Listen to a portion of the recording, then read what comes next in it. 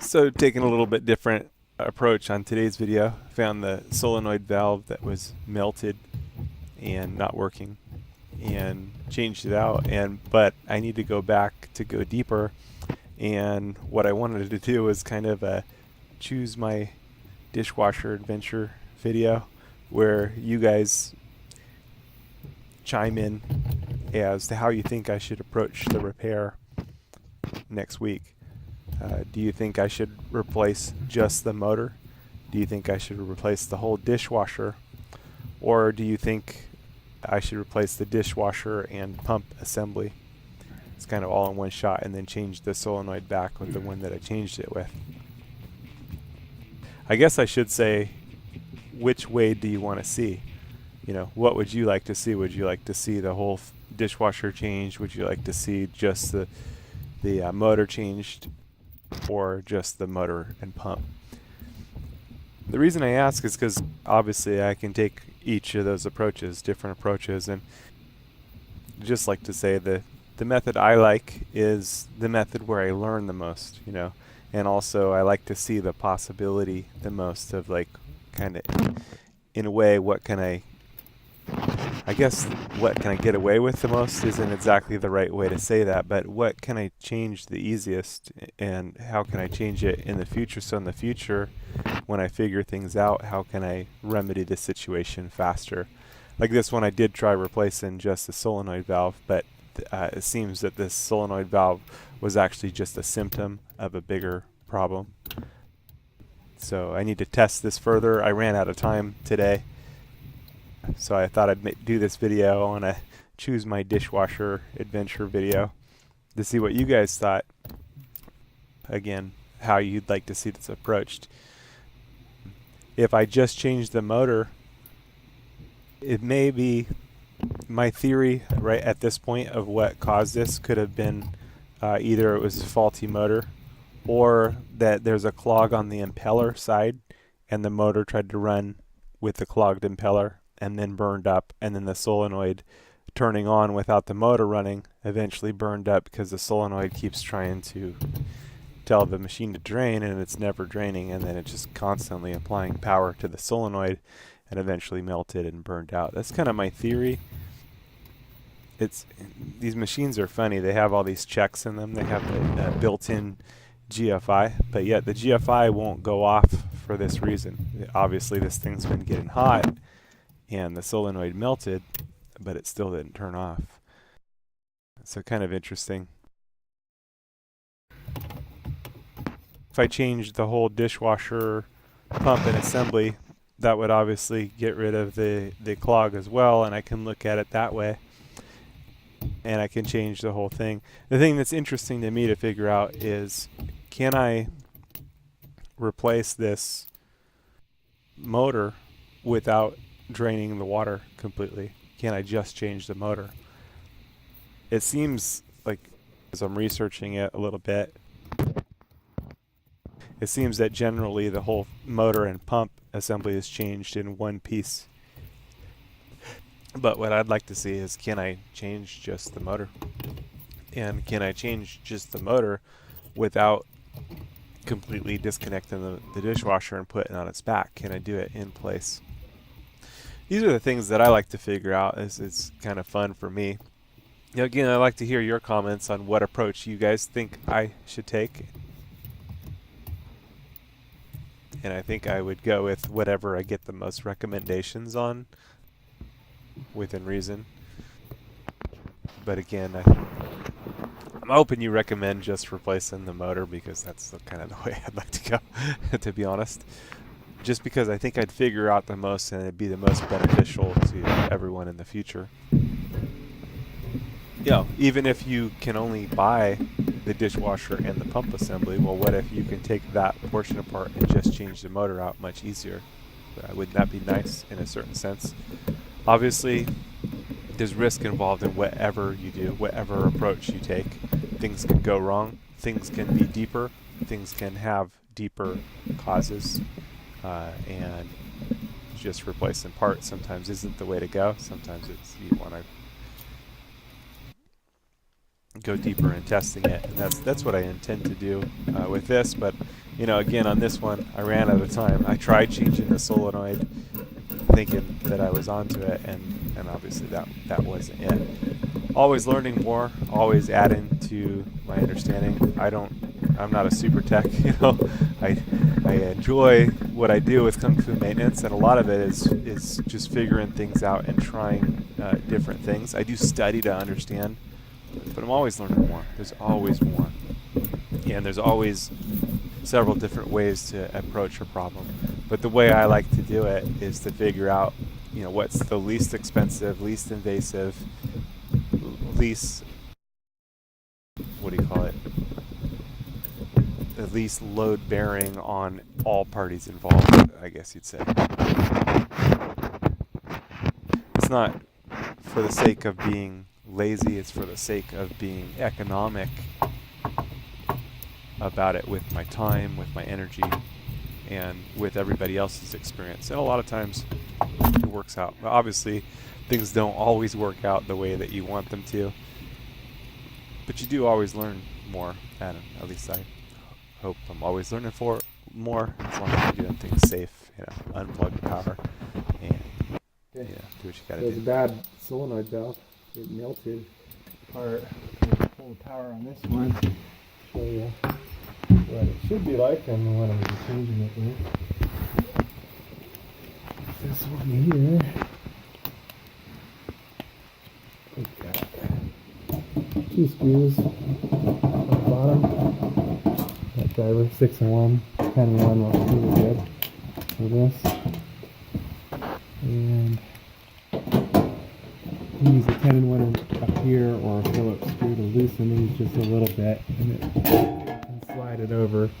These come off of the deal. You don't have to put the screws all the way out. This one we've pulled the power, and then there's our solenoid valve straight ahead. You can trip the GFI as well, and this has a GFI. But here's what the solenoid valve should be doing. Amazing how the stuff melted apart on this one.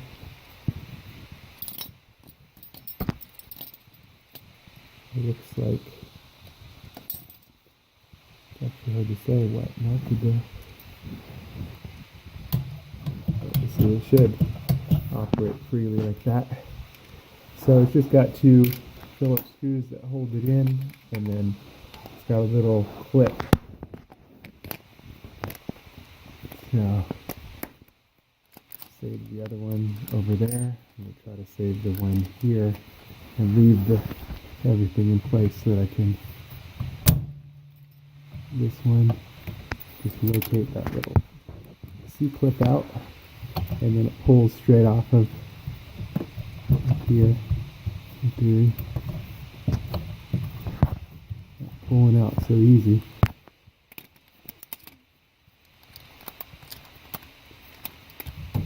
Rotate it and then pull. Yeah, there it goes. So it's kind of keyed there. So let's mimic that. The writing goes forward here. And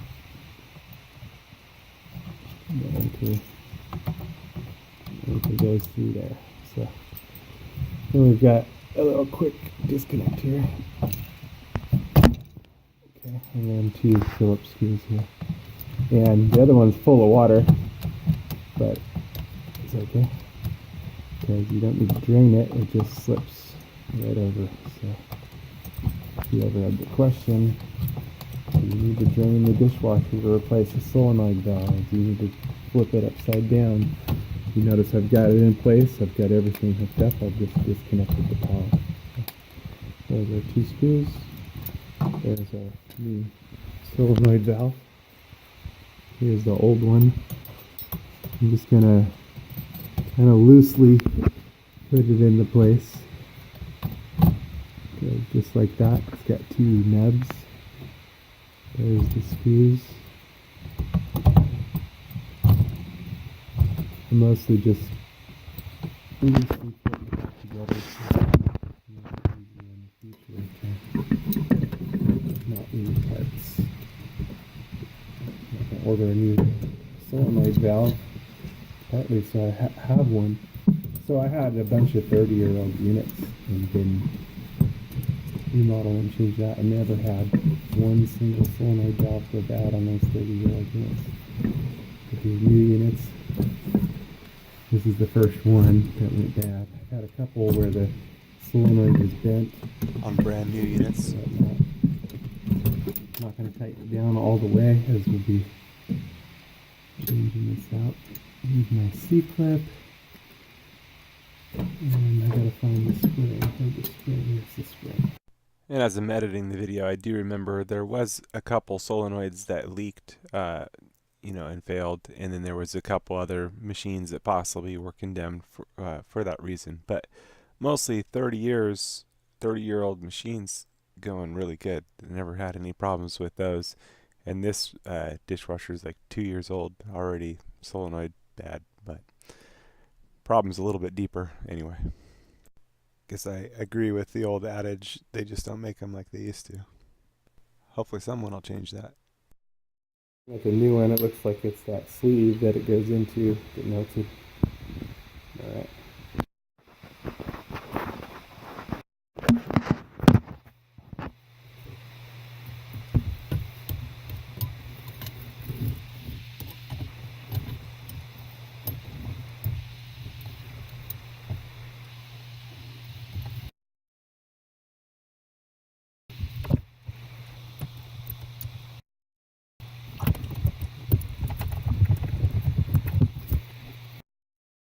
Okay, so here it is installing the new solenoid. Just got 2 screws that go in.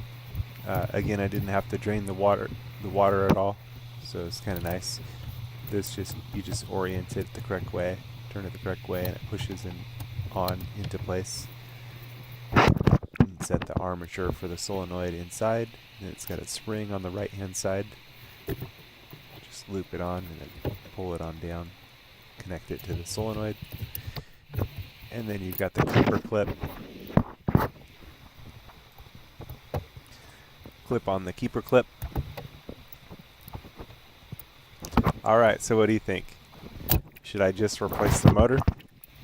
Should I replace the whole pump and the motor? Should I replace the whole dishwasher? What do you think? What would you like to see?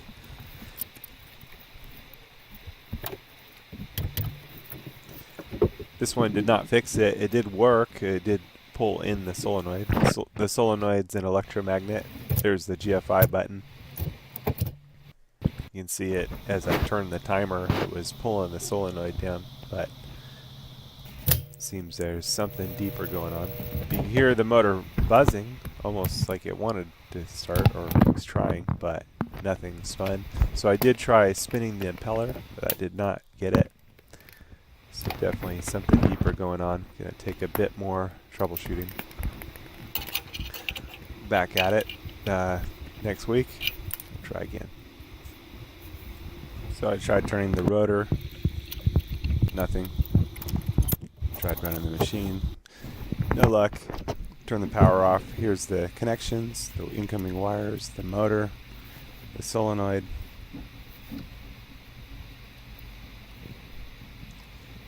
GFI, the float switch, and behind that the water inlet valve and the water connection. And there's the solenoid actuating, but no luck. Maybe next week. A quick search of my YouTube channel, you should be able to find a bunch of material that'll be helpful to your maintenance needs, and links to tools and parts used in the videos can be found in the descriptions below.